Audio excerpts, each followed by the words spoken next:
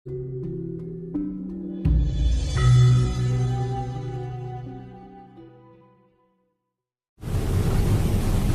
hal indera penglihatannya. Ya. Jadi kalau kita memberikan metode, kita ambil satu contoh yang paling konkret dan paling simpel. Ini setelah kita teliti dan kita analisa kira-kira 30 tahun, Mas. Akhirnya saya menemukan atau menyimpulkan bahwa letak mata ketiga kita yang ada di dalam visi kita itu adalah sudut mata kanan kiri. Dulu itu saya selalu bertanya, kenapa kalau ada penampakan itu kok berkelebat, kok cepet, kok nggak terus berhenti manteng, kesannya terburu-buru. Kesannya terburu. Lama saya untuk bertanya, dan akhirnya saya menemukan jawaban. Setelah pengalaman dan mengalami hal seperti itu berulang kali, akhirnya saya ambil kesimpulan begini.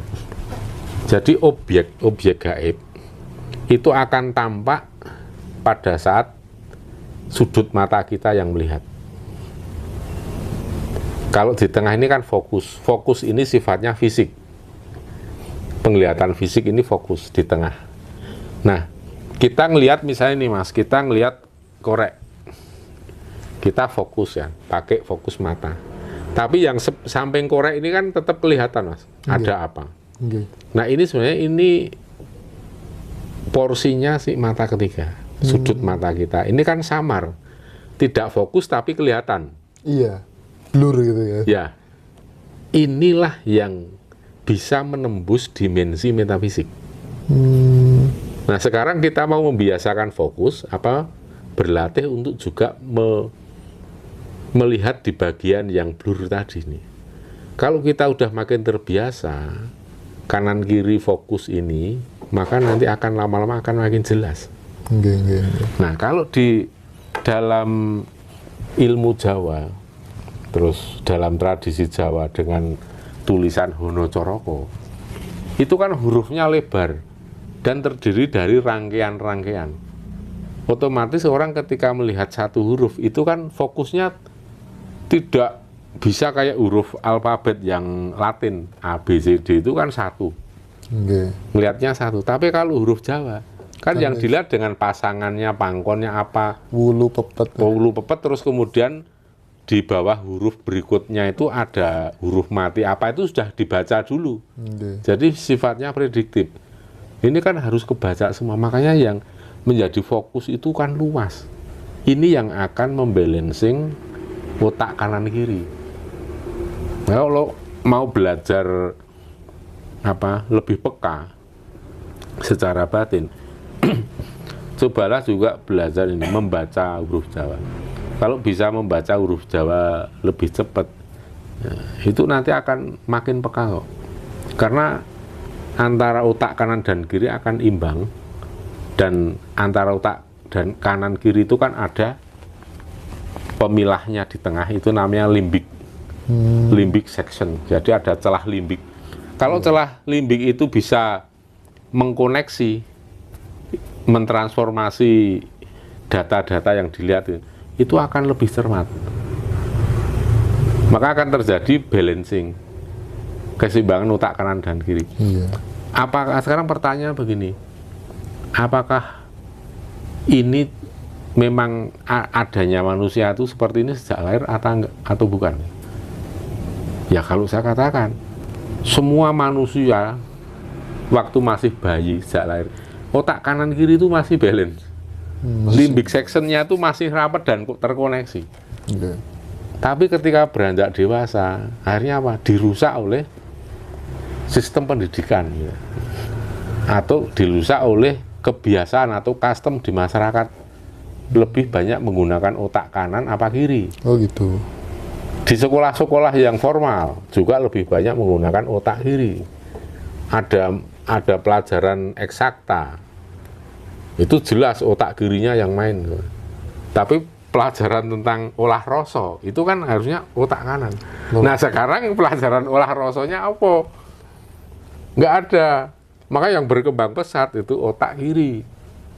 Sedangkan otak kanan terbengkelai. Berarti benar ya kalau seniman itu lebih cenderung memakai otak yang sebelah kanan. Betul. Kayak rumus gamelan. Itu ada pakai otak kiri kita memahami. Tetapi ketika kita memainkan, harus dengan otak kanan. Benar. Ya. Makanya dibilang, kalau kita memainkan seni, harus melibatkan rasa. Benar. Mengolah rasa. Otak kiri memang untuk memahami dasar-dasar. Otak kanan, ya kita saat memainkan itu dengan otak kanan.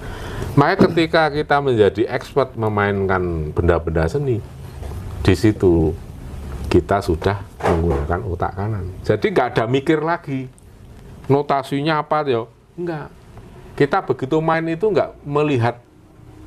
Mana ada orang bilang expert tapi masih melihat ini bilah-bilah yang dipukul. Masih pakai otak. Rasa. Tapi kalau kita udah mulai pakai rasa, mainkan gender tapi pakai rasa. Jadi ini sudah nggak melihat bilahnya. Sama Romo. Jadi saya ketika drawing itu kan sudah tidak melihat apapun. Nah. Jadi apapun yang saya koneksikan dari otak ke tangan saya itu ya langsung landai aja. Ya. Kebetulan saya juga suka melukis. Yang pakai cat minyak maupun pakai grafis itu. Coba sekarang kalau kita berbagi pengalaman. Ketika kita sedang melukis dan menghasilkan lukisan yang bagus, kita malah nggak terlalu fokus ke garis-garis. Tapi kerasa, ya kan? Kerasa. Dan nanti hasilnya, wih, kadang kita surprise, wih, kok api ya. Tapi ketika kita serius, wah, aku mau menghasilkan gambar yang bagus banget. Akhirnya kita mikir, terjebak pada teknik, wah ini mesti gini teknik. Akhirnya hasilnya jelek. Saya tidak sepakat, makanya ada di Bali dulu ada teman yang namanya, mungkin Romo tahu ya, nah yang punya Bok-Bok Bali itu, dosen juga dia di UISI sana, UISI Bali, apa namanya. Nah, dia tidak sepakat dengan buku-buku yang mereka pelajari. Jadi dia kalau ngajar muridnya itu lebih suka orang yang nature. Dia tidak terpaku pada buku. Kalau kamu masih terpaku dalam buku itu, berarti kamu bukan orang seni. Karena yang namanya seni itu jangankan tiap jam, tiap detik itu berubah gitu loh. Betul. Jadi saya sendiri bisa membedakan. Kalau orang itu orang seni, itu tidak ada keraguan Romo. Mau menggoreskan seperti apa, itu nanti hasilnya juga maksimal kok. Betul.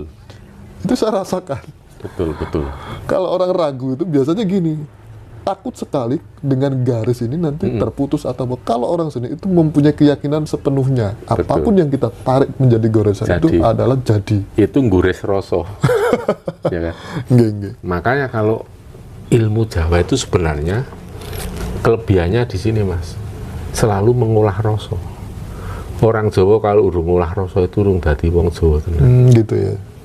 Bahkan kalau kita ngobrol-ngobrol begini ya, menggali ilmu apa saja, dan kita nggak usah pakai teks.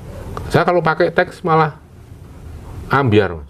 Iya. Wah, ngeling-ngeling tulisannya mau piye toh? Terbatasi. Terbatas. Ya kalau memang misalnya butuh teks itu saya cuma nyatet satu. Iya. Poinnya sekata dua kata, tapi ini tentang apa, hanya biar nggak kelewatan yang mau saya sampaikan. Tapi bukan terus membaca gini, enggak, malah ambiar. Nah, kalau ketika kita menyampaikan sesuatu yang sifatnya itu pengetahuan, spiritual dan lain, kita kan pakai rasa. Dan rasa ini dituntun oleh pengalaman selama ini yang kita lakukan. Benar. Kita hanya mentransformasi dari pengalaman yang pernah kita lakukan, kita analisa, kita masuk ke dalam rasa, sampaikan. Itu loh bedanya orang seni, Romo. Jadi saya itu memandang seni itu bukan kok sekedar kita main musik, melukis, apapun itu saya pandang dengan cara sudut pandang seni. Bahkan kita berbicara pun, bahkan kita melakukan body language ini pun itu ada seninya itu loh. Jadi nggak asal-asal, tapi secara nature. Dan itu bagus untuk dinikmati banyak orang gitu. Dan itulah yang namanya seni itu bisa dikatakan seni itu subjektif. Iya. Kalau ada teori tentang seni itu kan hanya untuk dasar. Dasar. Misalnya, untuk menggambar seperti ini biar kelihatan 3 dimensi, biar kelihatan natural, itu kaidahnya ini. Itu hanya kaidah yang sifatnya umum. Iya. Ibaratnya kalau kita belajar gender, itu ada balungan, notasinya balungannya ini.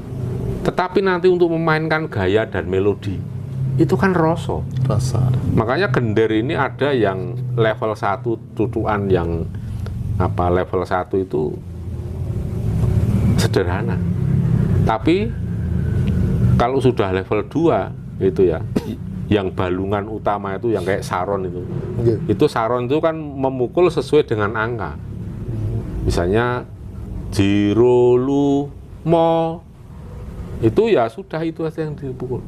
Tapi gender kalau sudah langkah loro, itu berarti satu pukulan saron si gender sudah mukulnya 2.